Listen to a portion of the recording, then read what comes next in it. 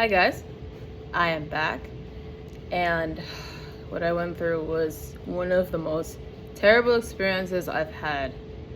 So to really just go over it, what happened roughly a week ago is that my little sister Rebecca, my little sister, she has a restraining order on me, but she's been sneaking in and out of the house, and she wasn't supposed to touch the cat because it was the family cat, and she claimed it was hers. So all of this, truly, is because of the cat. The reason why I go back and forth to mental hospitals is because my little sister lies about me, and then she uses those lies to throw me away so she can have her cat, which is the family's cat.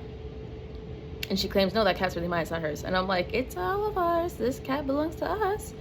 Oh, little sis, what in the world? So I thought that we could be cool again. I thought that she could come back into the family and that I could, call and say, hey, I want to lift the whole, restraining order so that I can have my little sister back in my life again. No, not to the no. No, not to the no. Oh my God. So she threatened me about a week ago. I called 911 because my friends told me to go call 911 because, she's not supposed to do that. So I called 911 and 3 officers came to my my home. The guy on the call who was in charge of dispatching the officers to my house, he said, yeah, if you want, get your restraining order and show them outside. Go walk outside because it's not safe to be in the house because she might come after you and actually try to kill you again. My sister has been trying to do this again because of the fact that the family fell. Now what happened is that the three officers came, and they all were horrible to me. They were horrible. I didn't understand their motive, and I truly only need one officer because my sister had a warrant for her arrest. That one officer was like a Thomas, so he was blonde and he looked like he was foreign, but he looked like he was a very good man. The other 2 were one cop that I've been recognizing in my life for so long, and then the other one was another cop that I have never seen. So they played Ring Around the Rosie with me, and they beat around the bush, and then they're like, Rachel, what do you want us to do right now? And I'm like, I had the restraining order in my hands, and I dropped it, and I was like that, and I was like, y'all do this to me. And one of them was Officer Martin. Now, Officer Martin, I've been knowing him for a few years now. He actually is one of the officers that do watch over me in Coral Springs Police Department. Now, the actual cops in Coral Springs, they're good to me. Cops in Boca, really amazing. The cops in Boca, I can hold their hand and they can guide me because they're that nice. Now, also the same thing with the cops here in Coral Springs. The actual cops in Coral Springs, I can actually hold their hand. Now, if you're really not affiliated with the Coral Springs Police Department, and you claim that you are, but you came from Margate and Sunrise and even some of you guys from not just Sunrise, but Lauderhill, in Fort Lauderdale, a lot of those cops are bad because they're jealous of my father. And a lot of things like Black Lives Matter was because of my father being mistreated in the police department, or I guess you could say the Broward Sheriff's Office. My father is African American. He looks like he's just an African American. No, my father is Dutch Macedonian native. But because of you guys are so racist, and you're like, oh, he's just a black man. No. So then Martin was arguing with me. And they're all were like, okay, dude, you two were and I'm like, I don't talk about my relationship with Martin. I known him, and it's not fair that he did help me sleep at night before a few times, and so did his commanding officer. And I know I am very much close to his commanding officer, and he does watch over me way more than he does.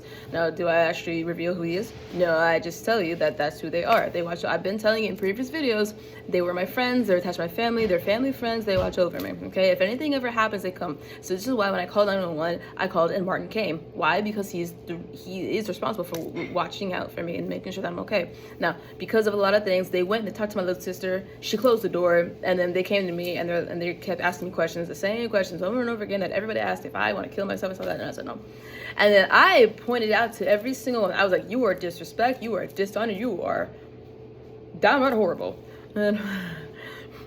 And they're like, oh God, and they looked at each other like, what the heck, bro, why? And I'm like, I made them cry, and it's hard to make a cop cry. I twisted their faces, I churned their stomachs, I made them cry. Now, what happened is that Officer Martin and the other guy, they lashed out at me, so they lunged at me and they cuffed me, threw me in the cop car, and they Baker acted me. Why? It was their way of venting. Martin's commanding officer told me that is how a lot of cops vent. because a lot of cops, they go through too much. They do have PTSD, like veterans, like me, you know, but the way they show their like reactions to the PTSD is much different than like any other regular soldier. Different soldiers are different, this, as cops are different from cops, you know, other cops, you know. So in terms of me, now, I do have PTSD because of the war in Israel. I did go a little bit because the Holy Spirit transported me there and transported me back. Just very much like what Kat Kerr experiences. I did the same thing. If you guys were a fan of Kat Kerr, if you know what Kat Kerr did, I was very similar to that. I still have the boots. I'm not gonna show you them boots. They're really cool. But no, I ain't gonna show you my boots. So what happened is that I sung out my heart. I wrote out, and I even animated traditionally. I was doing frame by frame by frame animation in the mental hospital. Why? Because I had to get out all the anger on Martin. I had to get out all that anger and angst because I was like saying all these things like he never loved me, he never cared about me. And then the truth came out because what happened is that he was attached to a very specific archangel called Archangel Laika. Archangel Laika is a beautiful archangel of praise. Now the problem is that Laika lost his way because of my relationship with Martin, because Laika was a spirit that was very much attached to both of us. Archangel Laika is an archangel that watches over all of South America. And I did feel like Officer Martin did have Latin roots. So I'm just like, oh, so that's probably why you're attached to Archangel Laika. And when I was told the truth by a few archangels, including Archangel Maluka, I was like, oh wait, so that's who he is. That's what he used to always do for me. He used to always watch over me. And he used to do a lot of things that I never knew. Pokemon was supposed to be one of the things that we shared together, and it never became a thing because of my little sister. And it was very sad, and it was very wrong. And I forgave him. I still do love him and care for him. Do I want him back in my life? Of course. Can I? Well, at this point, no. Do I wish one day? I do wish to see Martin one day. I do have things that when I was in the mental hospital, I did draw things for him. I stopped writing angry poems, and I wrote a whole song for him. And I did art based off of who he was always supposed to be for me. I have a little gift box and it says for Martin. And in that box is supposed to be things that we have, beads that we specially bead. Because in the mental hospital that I went to, they had the beading bracelet stuff. And you see these? I had to go home. I couldn't get them all cut. I beaded so much, and that was the mental hospital that actually is where I started Lily Deer. When I got thrown in that mental hospital for one of the times, like the very first time I got thrown in that one, I made these bracelets like these, and then they bought new beads. They had different kind of pony beads, and all of this is what I made, including this, and then my anklets as well, which is that, and which is also this as well. So I know showing you my feet, it's kind of weird, but you know what? Hey, you guys want to know what I did? I did all that. You know, do I wish to see Martin? Of course I wish to see Martin all the time. I wish now, because now that I know who he is, it's not fair. So if any of you guys wanna, please help Coral Springs Police Department. If you want to send thanks for Martin or do anything for Martin, you can post online. You can say, you know, this is for Martin. It is the fact that yes, he did harm me. He put his hands on me, he cuffed me, and he just strangled me. And my wrist, he strangled my wrist in a spot that you weren't supposed to touch me. It's because I have my wound, which if you guys see, I have that. Now he didn't give that to me. My ex-boyfriend, or I guess you could say my ex-fiance, James, gave it to me. And everyone was pinning all the lies on Martin, that Martin just wanted another girl. He never wanted to truly be with me or anything, because I was dating a few cops, and Martin was one of the guys that I could have been with, and everyone lied. There's a lot of lies, and then I knew the truth. He really was just watching over me because he did love me, and that's when I changed my art. I changed everything. So I made a whole song, and I was gonna do like a whole series. I was gonna do a lot of art based on like Martin. So for Coral Springs Police Department, I do hope you guys are okay. Yes, I still care. Yes, I do still care. But you guys gotta care about me too. And it's the reason why I never wanted, you know, guys, I didn't want to come back because of what you do to me. This is what you do to me. You make me this sad. You don't listen when I say you're supposed to be underneath my father. I still care, but do you? Do you? Can we just get over the whole police brutality thing and move on? If not, then we're never gonna get past every single mistake. If we can't both say, I'm sorry for hurting you, then I don't know what to do. Martin, I'm sorry for hurting your feelings. I truly never knew you in full. But if there's something that you can do to say that you're sorry to, I would love that. You know, just, it can be simple. But you know what, guys?